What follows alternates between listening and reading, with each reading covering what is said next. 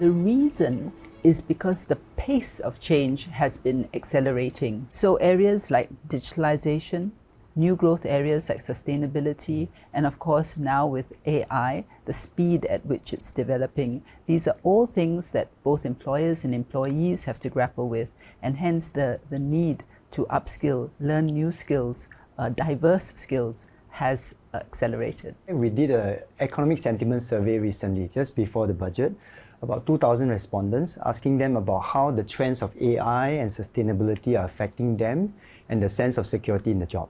So actually we realized that about 13% says that they are worried about their job losses due to AI.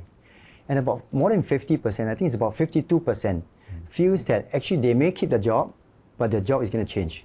And therefore the need for reskilling is now more urgent. AI really is coming in at a very accelerated process, but at the same time, right, there is problems with the accuracy of AI, and we know that it's going to play a big role. We just do not know where exactly it will fit in and how it will do the transformation. We know it's going to happen, but it's a lot of things are missing. So I think you have to get the population, the workforce ready in this kind of times when there's change itself. One of the things that we look at from the business perspective is that the SkillsFuture outcomes, right? Businesses are more interested to look at relevant experiences.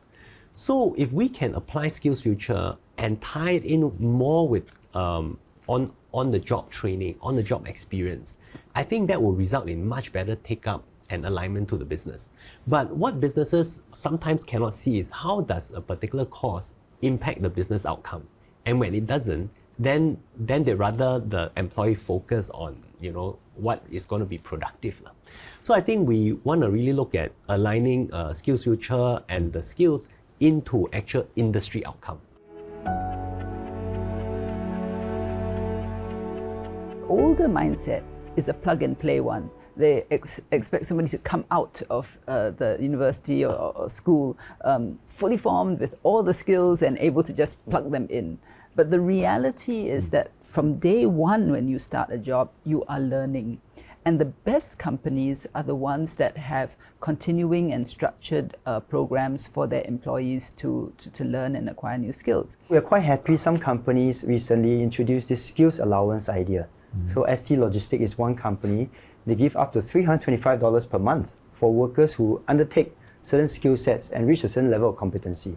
So that really motivated the workers, and I was told more than 90% of the workers went through the training and they had these skill sets that are relevant for their job as well.